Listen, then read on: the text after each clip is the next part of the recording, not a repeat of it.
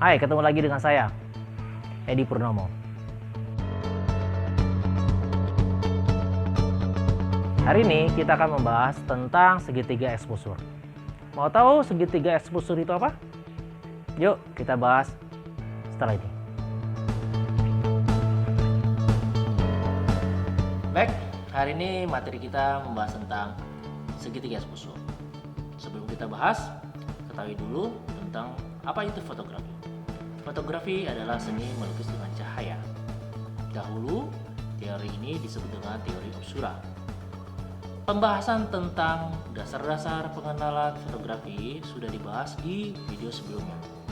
Silakan kamu membaca, melihat, menyimak video tersebut. Baik, segitiga exposure adalah bagian dari aperture, ISO, dan shutter. Kita bahas satu-satu. Kamu bayangkan berada di ruangan gelap. Di situ ada sebuah jendela. Nah, kita analogikan shutter speed dengan aperture. Shutter speed adalah lamanya kita membuka jendela lalu menutupnya kembali. Semakin jendela dibuka terlalu lama, tentu apa? Angin akan segera masuk, cahaya akan deras sekali masuk ke dalam.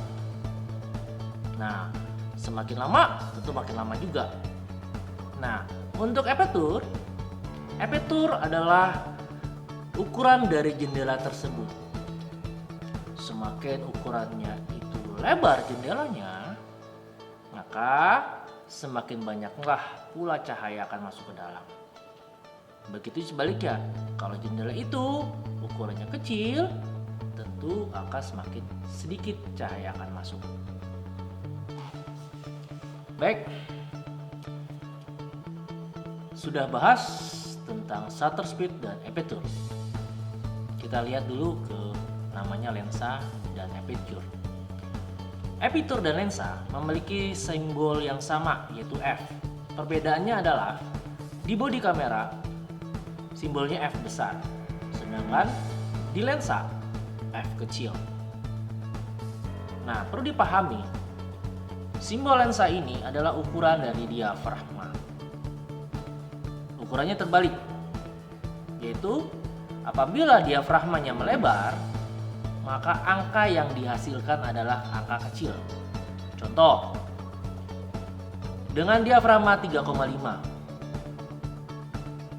akan lebih besar daripada kita menggunakan diafragma f10 dan selanjutnya. Nah, tadi adalah membahas mengenai aperture. Sekarang kita bahas tentang shutter. Shutter kita analogikan sebuah jendela di ruangan gelap kayak tadi. Nah, shutter adalah lamanya buka jendela dan menutup. Semakin lama bukaan jendelanya, akan semakin banyak cahaya akan masuk. Satuannya adalah detik. Dari 30 detik, 1 detik, sampai 1 per ribuan detik. Baik, tadi kita udah bahas tentang shutter speed dan aperture. Selanjutnya kita bahas tentang ISO. ISO atau ASA adalah sebuah ukuran sensitif pada media. Medianya apa sih? Untuk ISO, yakni International Standard Organization, media sensornya adalah di dalam kamera itu sendiri atau sensor kamera. Sedangkan untuk ASA adalah sebuah sensitifan cahaya pada media film. Jadi bedanya apa? Beda, yang satu ada di bodi kamera, yang satu ada di film. Nah, kita ibaratkan ISO, ASA ini di media kamera itu sendiri. Untuk ISO, kita ambil ISO dulu ya. Nah, kalau kamu menggunakan shutter speed 1/80 dan Aperture 10 dengan ISO 100, hasilnya seperti apa sih? Nah, kalau kita dipakai di siang hari terang benderang, ya tentu akan cerah dengan ISO 100. Tapi sebaliknya dengan settingan tersebut, ya kalau kita pakai di 300-400, bayangkan pasti putih gambarnya. Nah, lanjut. Kita berada di ruangan yang agak gelap, nggak terlalu gelap, ya oleh mata kita masih terlihat jelas. Settingan kita adalah shutter speed kita pakai di 1/100 misalnya, atau aperture dipasang di 3,5. Sedangkan ISO-nya kita pakai di 100 seperti tadi siang. Hasilnya seperti apa sih? Pasti gelap. Kenapa? ISO-nya kecil. Sedangkan cahayanya di luar sangat sedikit. Nah, coba kalau dirubah menjadi 800 atau 1600. Itu hasilnya apa? Jelas terlihat. Jadi ingat ya, ISO atau ASA itu sensitifan cahaya. Semakin cahaya yang diterima sedikit, kita butuhkan sensitifnya lebih tinggi. Sedangkan kalau kita dapat terimanya cahayanya banyak, tentu ISO yang kita butuhkan tidak perlu sensitif sekali. Baik, tadi sudah bahas shutter speed, aperture, dan ISO. Nah, ada hubungannya dengan 3 hal tadi, namanya underexposure dan overexposure. Kita bahas tentang under dulu. Underexposure adalah suatu proses yang kebutuhan cahayanya kurang. Maksudnya begini, coba kamu praktekkan. Bukaan diafragmanya kecil, shutter speednya cepat, ISO-nya disesuaikan. Hasilnya seperti apa? Gambar tetap bagus, tapi cahaya yang masuk jumlahnya sedikit. Akibatnya gambar bagus tapi agak gelap.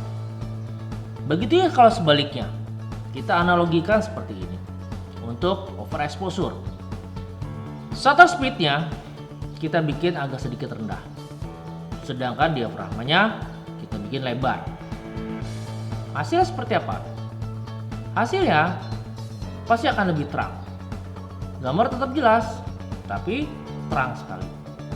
Nah, itu yang disebut dengan overexposure. Jadi ingat, underexposure berarti gambar agak sedikit gelap, sedangkan gambar yang terang sekali disebut dengan overexposure. Baik, sampai di penghujung acara. Materi ini apa sih? Segitiga exposure. Dan juga ada efeknya. Perlu kamu ketahui, segitiga exposure ini suatu hal ilmu yang harus kamu pahami.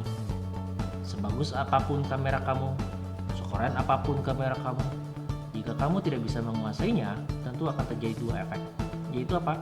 Under dan overexposure. So, kuasailah tentang segitiga exposure ini untuk bisa mendapatkan sebuah gambar yang sangat menakjubkan. Oke, jangan lupa tentang hal tersebut.